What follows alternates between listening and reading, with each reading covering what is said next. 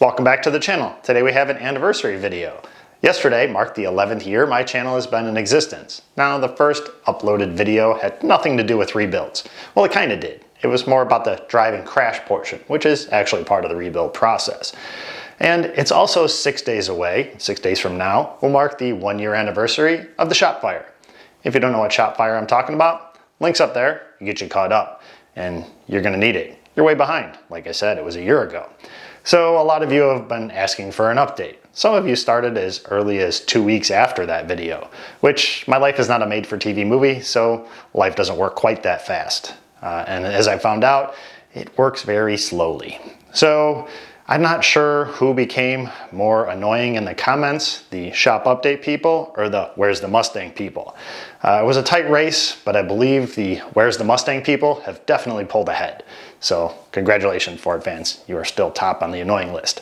So I'll have to give you the shop update because, well, I want to make sure that they stay in #1. So we'll give it to you on your terms instead of mine. So here's your update.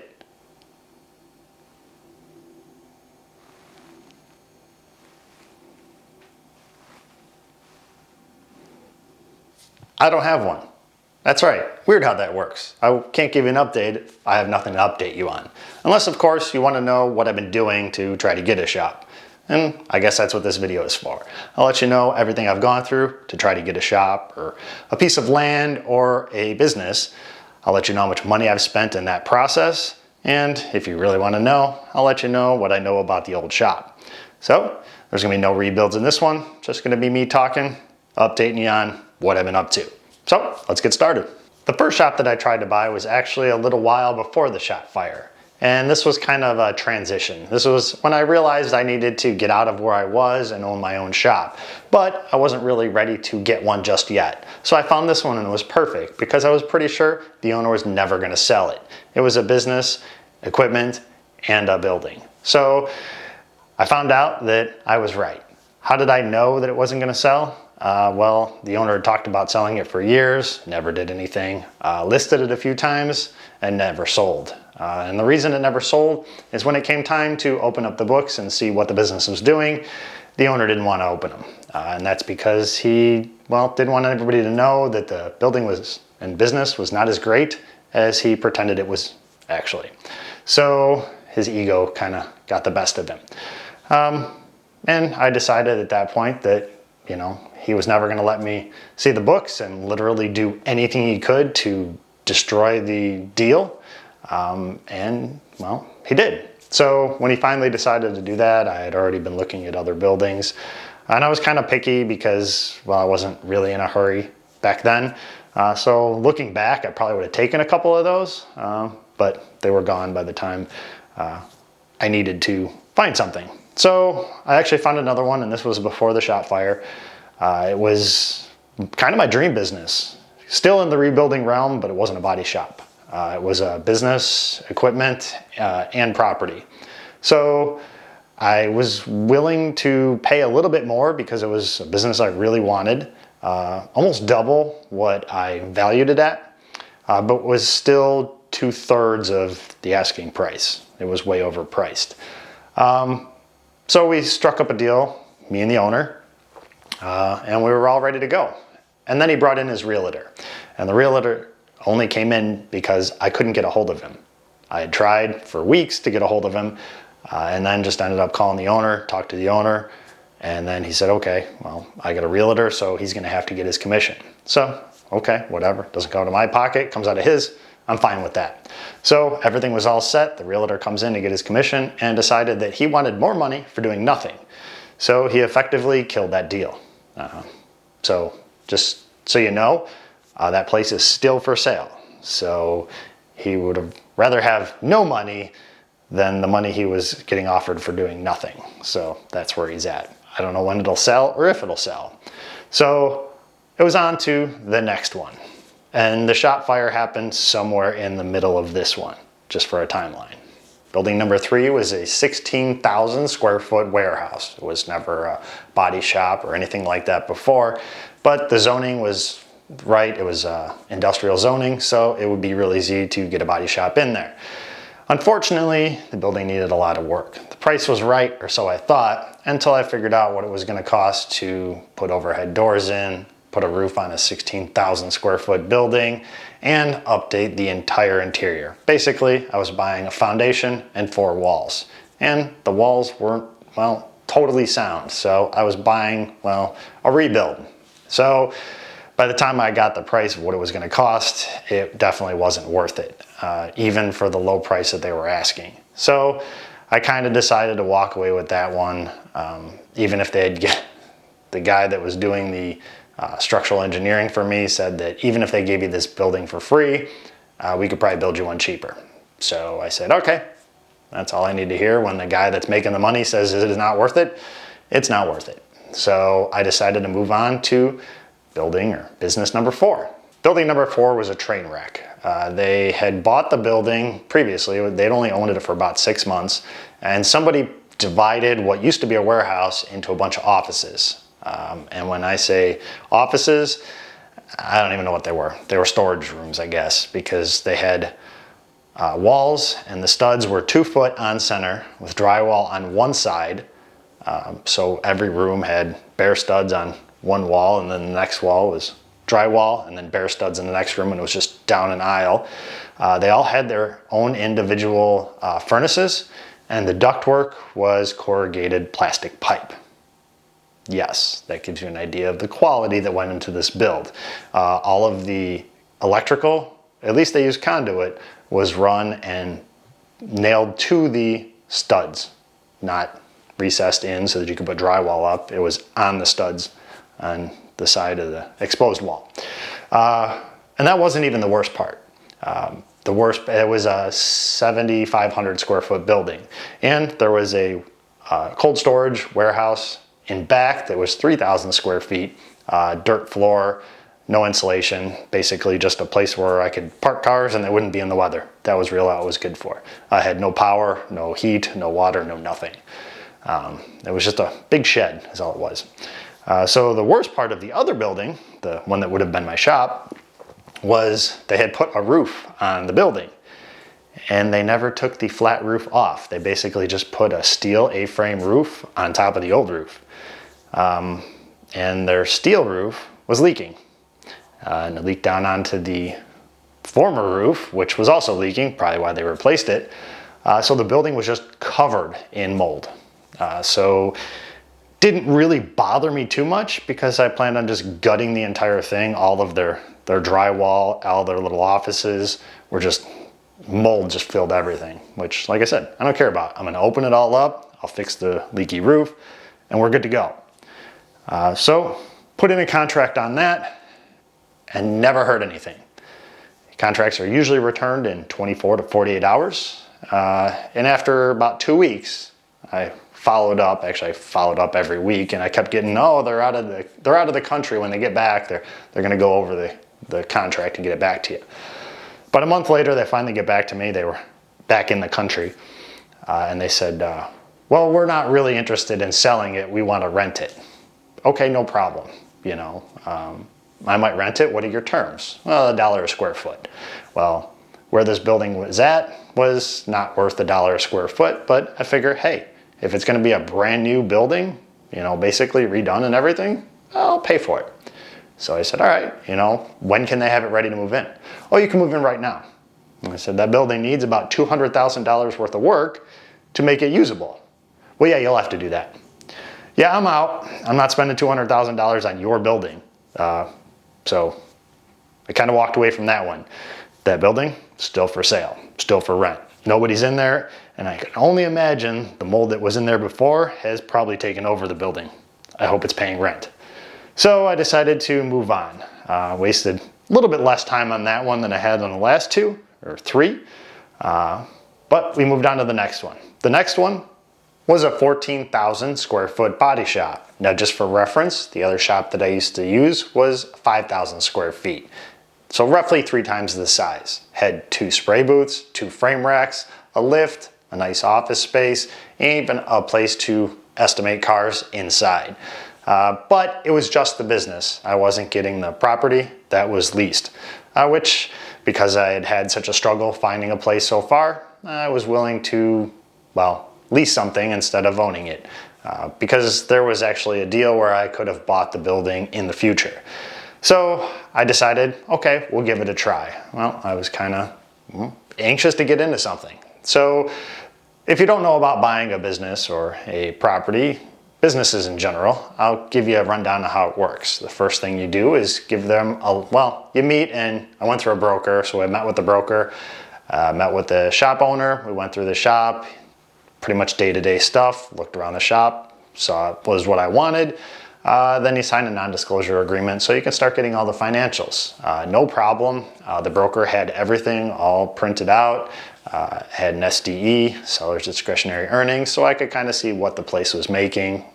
Well, there's still more that the accountant has to go through to make sure that that's okay, but I had everything. It looked good according to the price, so we struck a deal. Now I give him a letter of intent, which is basically our deal on paper, kind of outlined. It holds no weight whatsoever. It basically is just a way for the lawyers to start drafting up the contract. So I give him the letter of intent, signed and everything, hand it off to him. He comes back to me, wanted to make a couple changes. He says, make a new LOI. Well, that's kind of an extra step, and I like to get things done fast. So my lawyer also agreed, why don't we just change what he wants to change and move on to the contract? Okay, no problem. So that's what we did. We presented him with the contract. We made all of his changes. They were willing to, basically it was just a price. He had a price, I came in here, we met in the middle. It was a fair deal, thought it was good. It never hurts to ask, so that's why I went a little bit lower. So everything was fine. The lawyers start going back and forth. And at this point, I started to realize that his lawyer had never done a business closing. So my lawyer had to kind of hold his hand. But the lawyer didn't want to admit he had never done a business closing, so he kind of wanted to take the lead on some things that he shouldn't have. And the owner kind of didn't really want to leave just yet. So we were kind of at odds of when you were getting out of there. So they went back and forth, and when I dropped off the contract, I also dropped off a check for my earnest money without a signed contract, because I want to make sure as soon as it's signed, the money's there, no extra trips, let's get moving. 4 weeks later, still no signed contract. So basically we have nothing. The broker was kind of going between us, and he was going on vacation for 2 weeks and said, okay, you guys just deal with each other. Okay, no problem. That broker did more than his job. Actually, I think he held this deal together longer than I would have if he had not been there.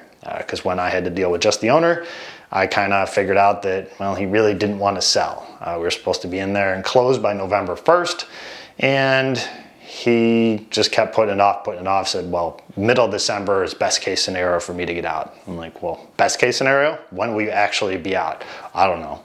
I said, all right, well, then we're signing everything for January 31st. I'm not signing that.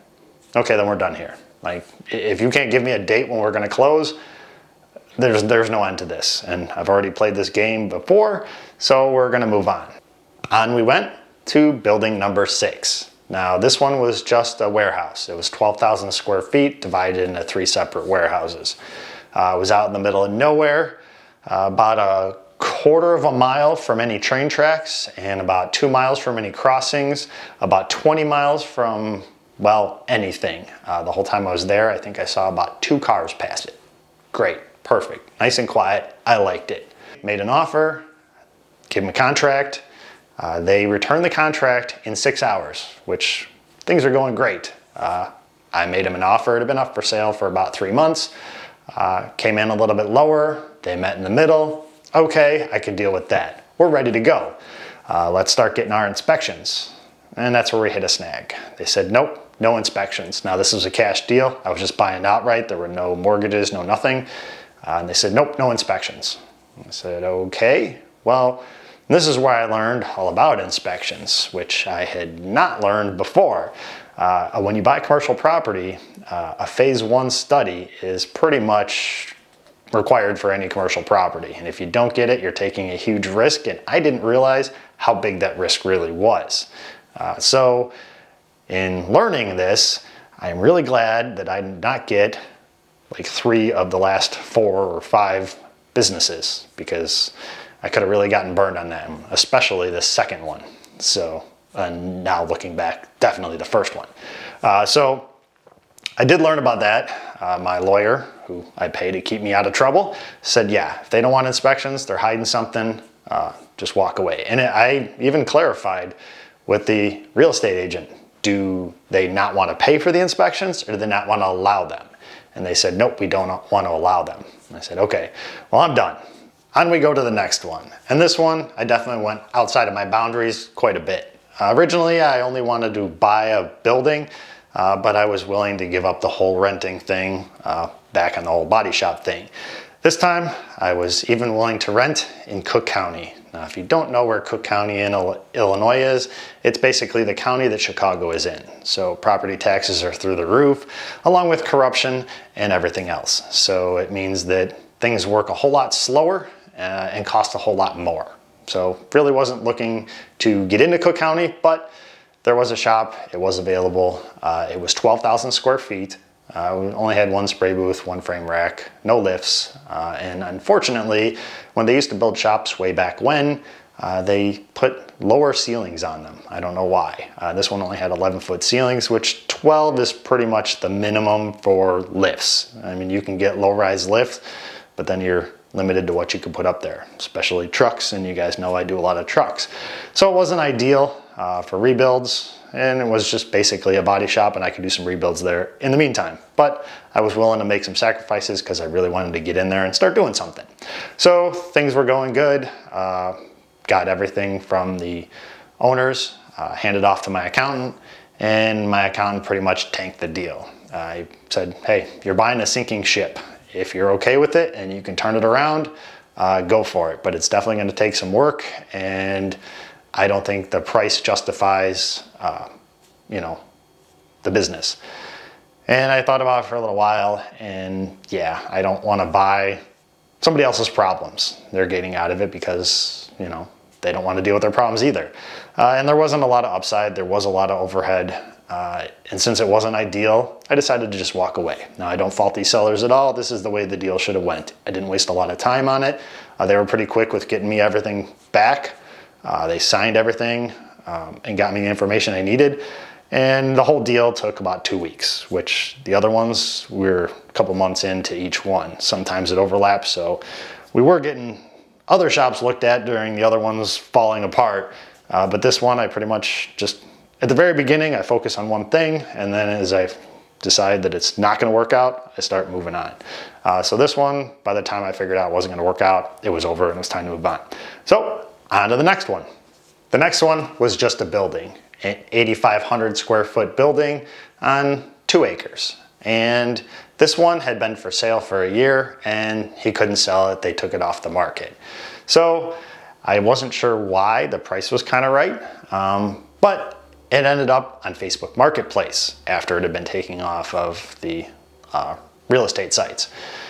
So I decided I'd go take a look at it. And I found out, well, why it hadn't sold. Because the deal was, I want to sell you my shop, but I can't leave right away. Now this looked like a hoarder's paradise. So there was all kinds of collectible stuff, which to me is junk. I don't collect things, but they had a bunch of old little cars and all kinds of stuff in it that he wanted time to move out. Now his time frame for this was anywhere from 6 months to a year. Well, I'm not buying a shop that, I'm gonna have to wait 6 months to a year.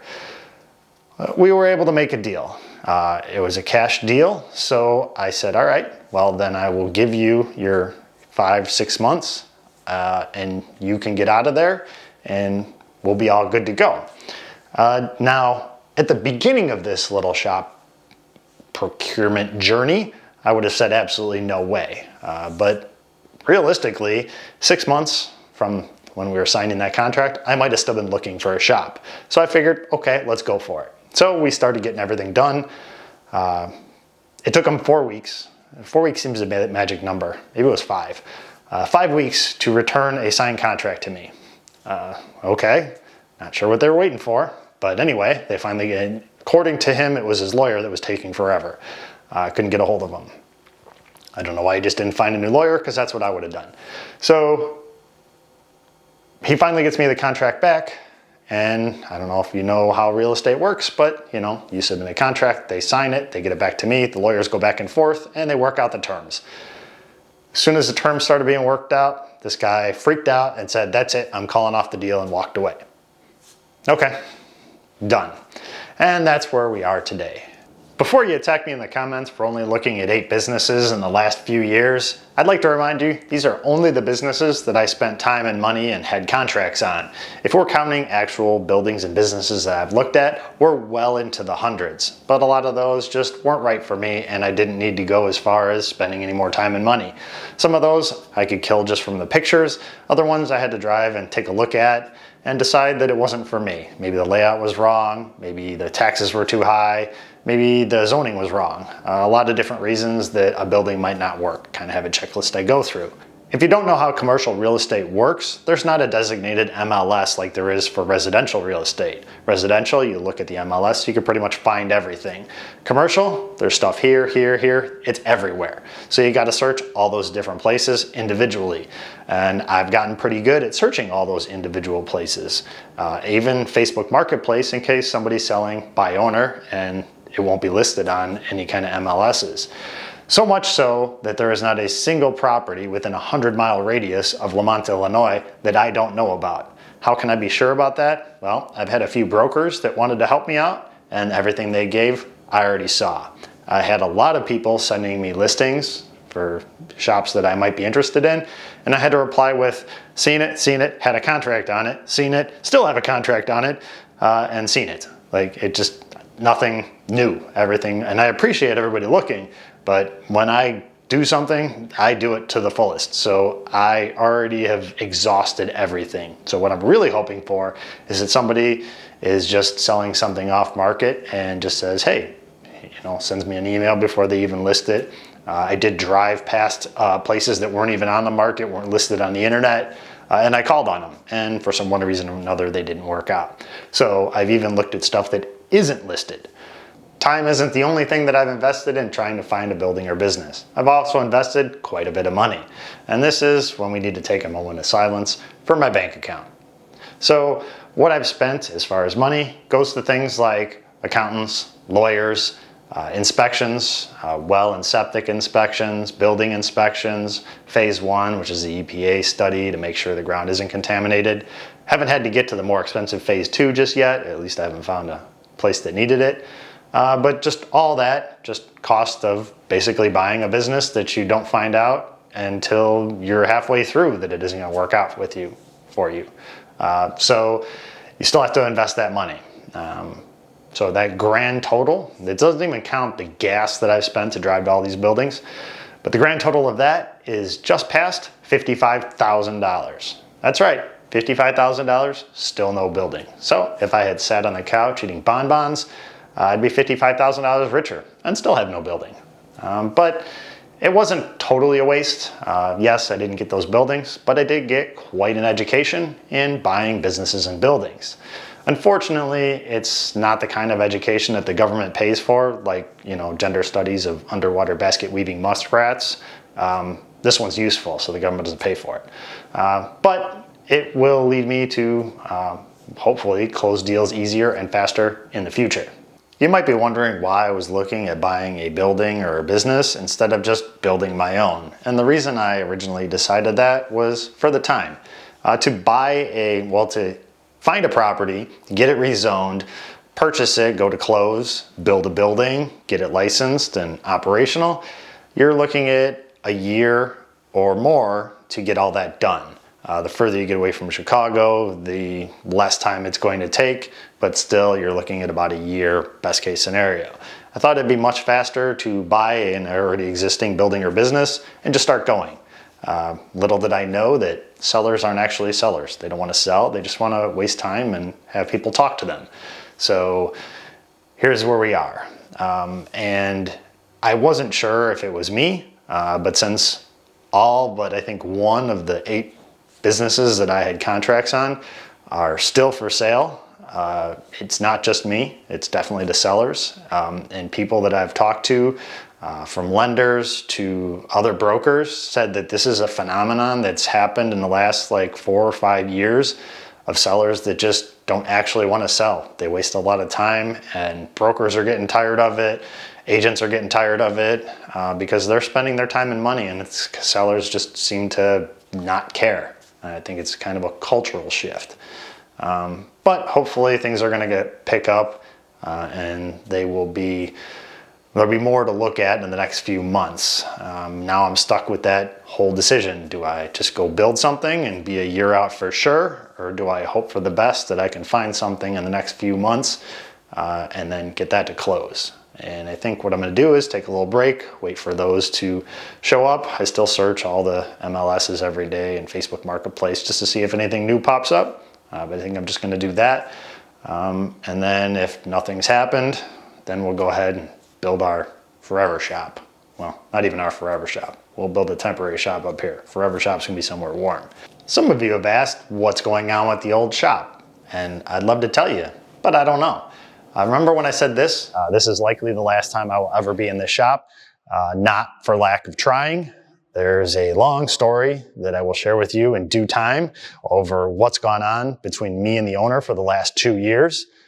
And when you hear that story, this story pales in comparison. Now, the reason I said that is I was 99% sure the shop owner was going to do exactly what I thought he was going to do. But there was that 1% chance that he might do the right thing. Turns out I was right. It was the 99%. So I've never been back there.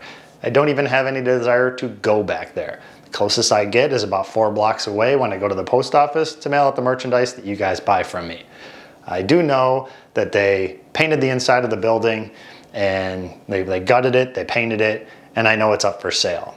If you want any more details on all that, you can go back to the fire video, you can find the address that way, and then you can go ahead and search it and find a listing. I'd love to just list it right here, but I was able to get that coveted cease and desist letter from the shop owner. It wasn't from our friends in Miami, who I was expecting it from, but cease and desist nonetheless. So rather than giving them any reason to take this video down, we'll just skate around it. So not that he could, even if I gave the address, but let's not push it. So I will give you an update, as promised, of everything that went on between the shop owner and I over the last few years, but patience. I need to let him dig his grave a little bit deeper. As a matter of fact, I'm about to hand him a shovel, maybe even a backhoe, to dig it really deep. Because for the last few years, he's been telling his side of the story that doesn't paint me in a good light. But I'm going to tell my side of the story when it's time, as soon as he's done digging. And my side of the story differs from his side because mine is backed up with contracts, text messages, emails, and oh yeah, recordings. So one side's the truth, one side's a fairy tale. Let you guys be the judge.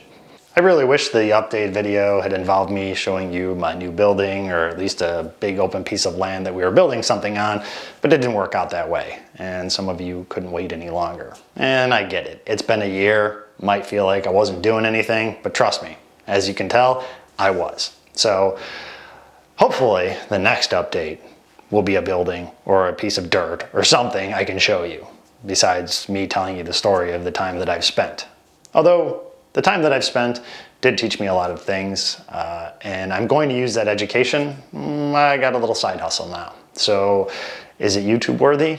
Well, I don't know just quite yet. But maybe in the future it will be a different channel, since it has nothing to do with, cars and more to do with property and businesses. So we'll worry about that in the future. That's a little side quest. So thanks everybody for your support.